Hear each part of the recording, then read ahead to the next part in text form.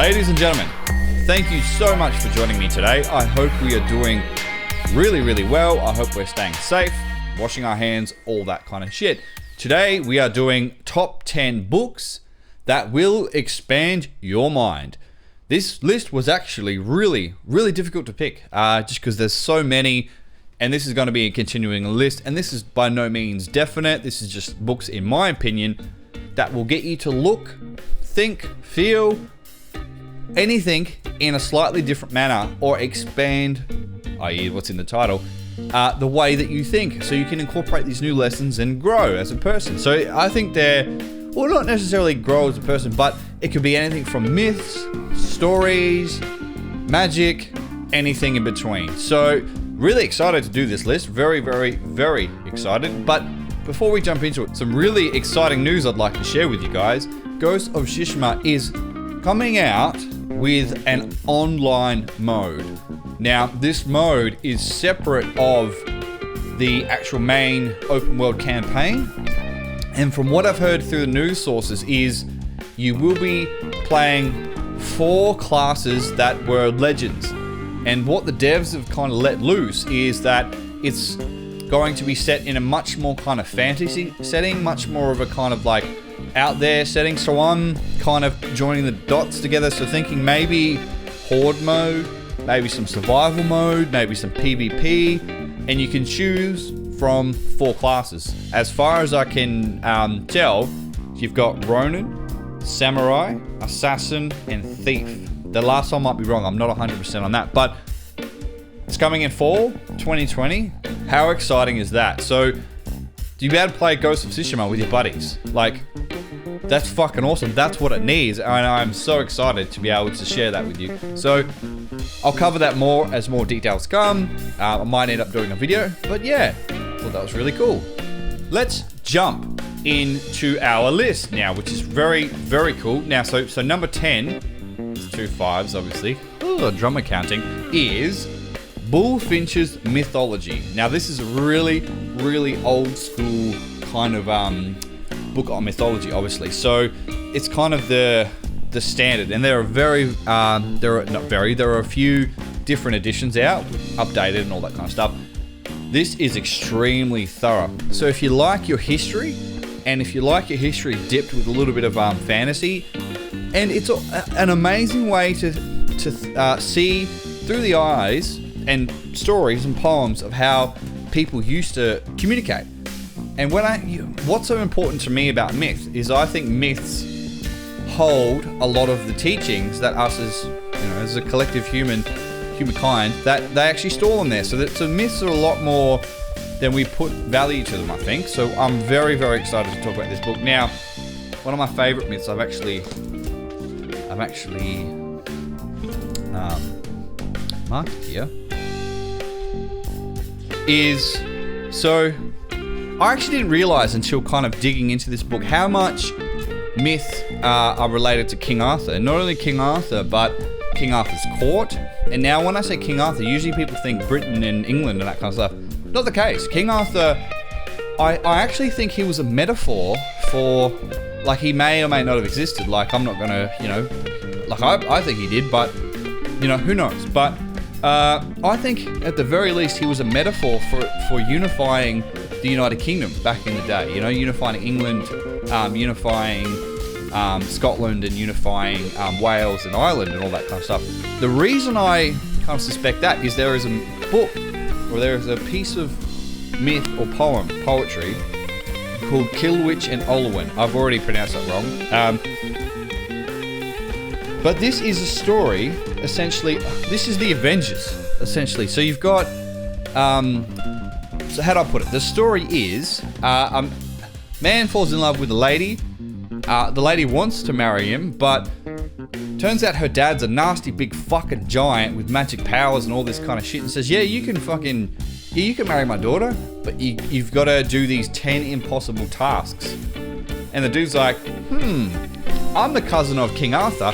I'm going to give him a call, and we're going to see what we can do. And what ends up happening, and the tasks are like, they're all kinds of shit. So it's think it's like get a piece of oak or a piece of wood from a certain forest, and it's like travel to the underworld, which no mortal can do. And when I say the Avengers, you've got all the staples from Scottish Gaelic mythology joining forces with this, some of the English pantheon, like King Arthur. You've got like Culwich and Owen. That's their Celtic dudes. There's another guy in here that ends up becoming. He ends up becoming Hades in terms of the Celtic. I've forgotten the name, and forgive me, I should have probably got this. But he makes an appearance with his arch enemy, and they actually have to work together in order to complete these tasks and then get their cousin married. So I think that's really, really cool. And it's all in Old English. So like, for instance, Arthur is thy cousin. Go therefore unto Arthur to cut thy hair and to ask of him as a boon, as a friend.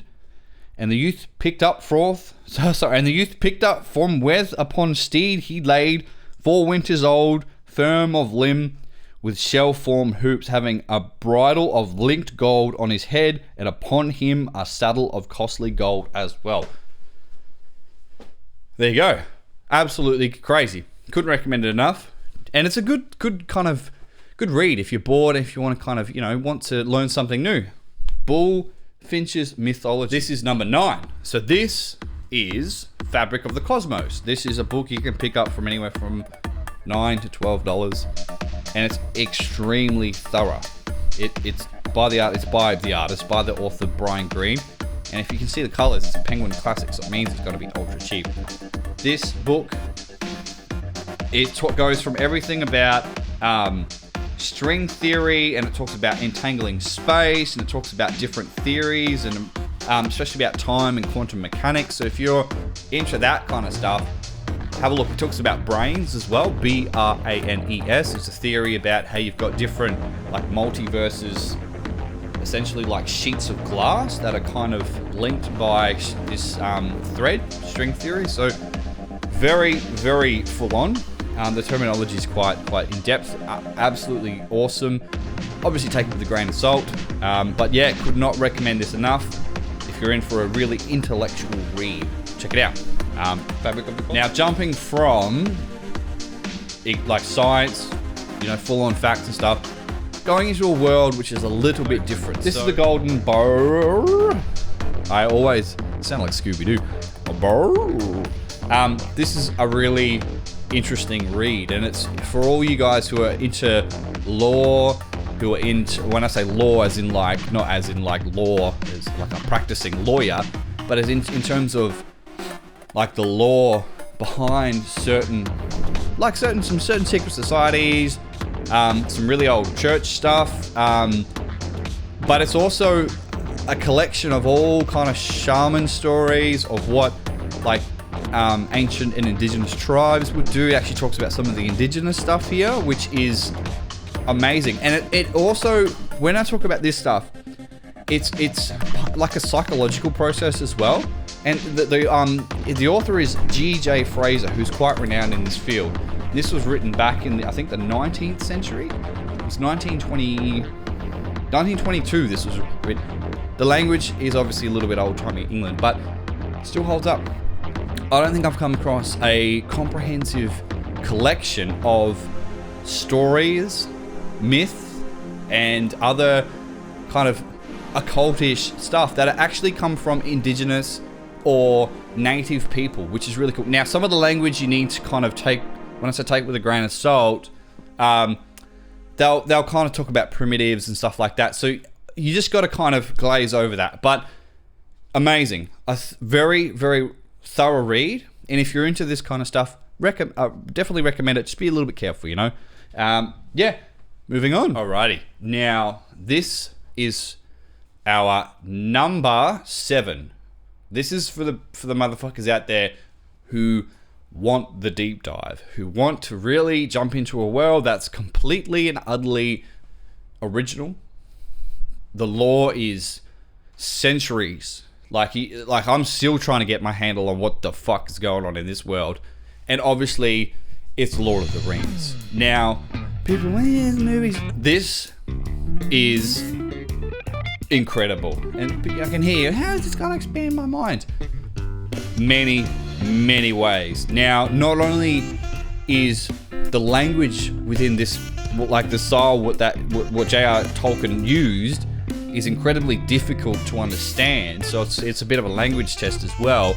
But not only that, like the names in terms of, especially the Elven names here, the language, the Elven language, which he made up.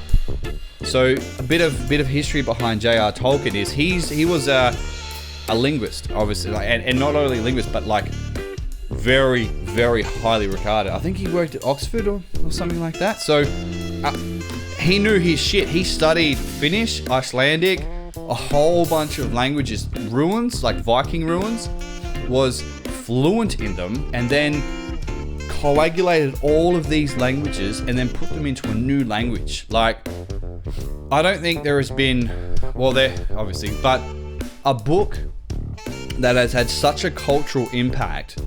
This is very much up there. If not, I'd probably say this is maybe number one, just because, not in terms of mind expanding books, but in terms of books that have had a cultural impact. This is, because this is almost the standard. This is the standard from which all fantasy settings are kind of based upon. There would be no popular fantasy epics without this. I'd argue there'd be no Harry Potter, there'd be nothing without Lord of the Rings. This is the foundation stone. Read it, and obviously if you want to even go further, and if you want to just completely check out the Silmarillion. That is even harder to read, but it goes and talks about the established lore that this mentions, and you actually get to see, well, not see, but you actually get to read about the battles that happened back in the day. That, like, the battles in here are like ants fighting compared to what happened in the Silmarillion, but both are an amazing, epic, and a romance too, because there's so many different. Oh, I love it. I can't recommend it enough. Check it out. Now, moving on. Alrighty. Now, we are talking about number 6. I actually don't have this book on me, but I would thoroughly recommend it. Especially if you're kind of a young male growing up. You need to check out any of Jordan Peterson's book. I think it's 12 steps or 12 ways to change your life, whatever. Amazing. His insights into, and just a little shit to what he recommends, make a huge difference. Cannot recommend this book enough. I would thoroughly get anyone to read it, because what I love about Jordan Peterson is that his ability to kind of read through myth and kind of get the parallels between what the message, I guess, the myths are trying to convey, because they're multifaceted, you know, and that myth can be anything from the damsel in distress myth to what do we got, to like Hercules myths, to the rainbow serpent, you know, Dreamtime, and all of these myths function as a messenger between the subconscious and the conscious brain. And I think it's Jung who talks about it. It's like the subconscious's language is in images. And what language do myths speak? They talk about images. Most of the time that myths were represented was via like hieroglyphs, or via like paintings on the wall, or via, so even the stones in Scotland, they've got carvings on them, you know. It's and I love how Jordan is able to relate that to modern society as well. You've got various different myths being represented in regards to Pinocchio. And this is what he normally talks about, where he actually goes, Pinocchio has to go to the belly of the beast and get his father, you know? So there's a whole lot of stuff that he talks about. And if you're into it, I reckon you should check it out as well, if you haven't already.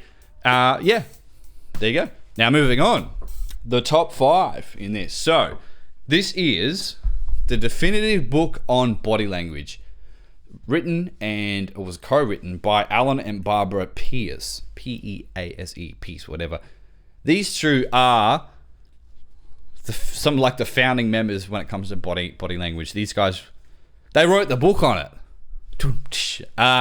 Again, there's various different series in here, but I love this book. I love how it goes from everything to handshakes. I'm not sure if you'll be able to see that, to like to how presidents hold themselves, arm signals, or everything. And you don't realize how much of this comes into play, especially when you get politicians shaking hands. So next time you see Trump or anyone of that matter shaking hands, take a note of how they're positioned. So for instance, one of the things is, are they left or are they right-handed? Are they, well, that's obviously, you know, or is the person pulling them in? So is he like here? So he's off balance.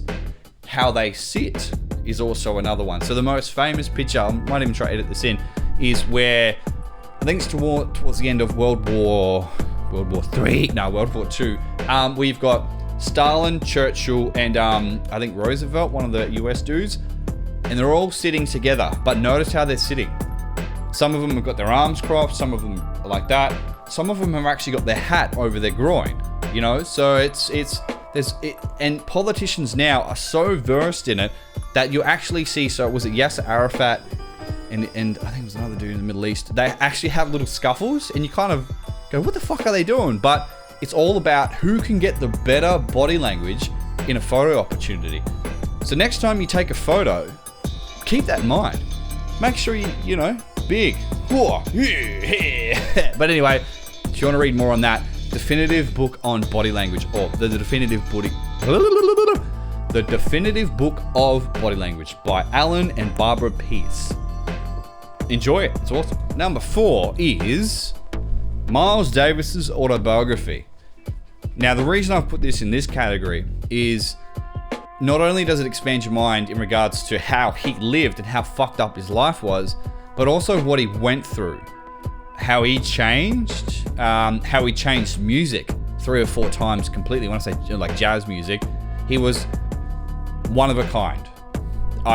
To me, Miles Davis is the original rock star. He is something else, and I cannot recommend enough reading anything to do with Miles Davis. There actually is this autobiography. I think it's on YouTube if you want to check it out as well. It's got interviews with obviously different, a few different wives, his children, some key players as well who played in the scene. But sometimes a troubled soul, and he did do some stuff that was a little bit, but he also stood up for, he stood against racism. There's that really infamous image of him when he was just out the front having a smoke, and the cop whacked him over the head and he was bleeding, and he's like, no, fuck you, I'm not moving. Like, there's that photo of him walking out with the blood all over his suit and everything. So he was an absolute pioneer in so many different ways,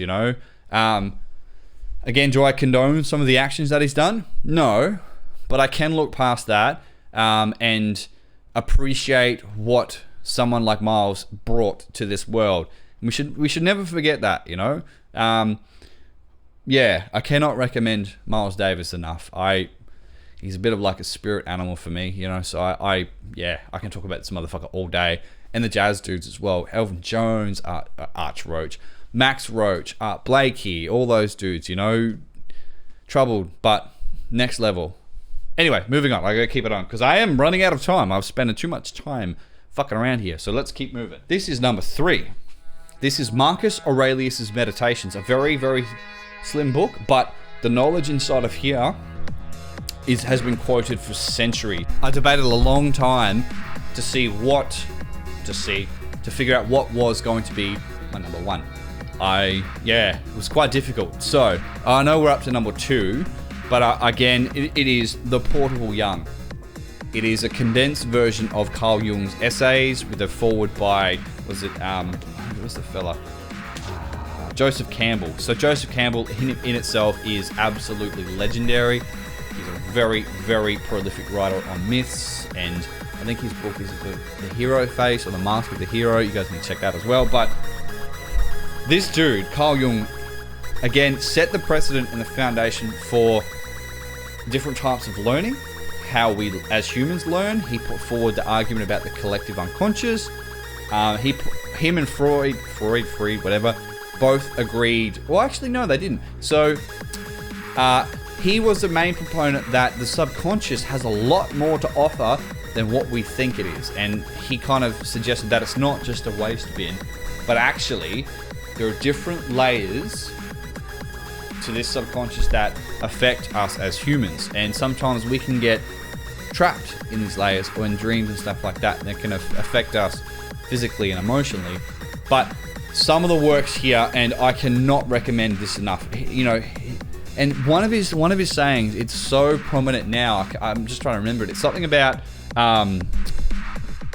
because he would talk about Jesus, but not in the terms of being like, more in terms of like what Jesus or Christ consciousness kind of is, in terms of the same thing as Nirvana and that, but that Jesus, if he was to ever come back or whatever, or the consciousness would come back, he would actually, it was something like he wouldn't be with the modern uprooted wraiths. He would be somewhere between them and the old traditions. He would be kind of in the middle. So I'm going to actually try and find that quote, maybe just drop it in, because it's just, it gets you to really think in a different way. And he does an experiment with a whole bunch of patients, like, and they're aware of it, and it's about dreams and stuff. So very, very interesting and very, very enlightening. If you want to kind of at least get a little bit of a glimpse into what's going under the hood in your own mind too. So yeah, can't recommend this resource enough. Now, moving on. And these bonus mentions are,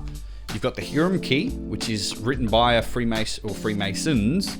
Obviously, you know, take it with a grain of salt.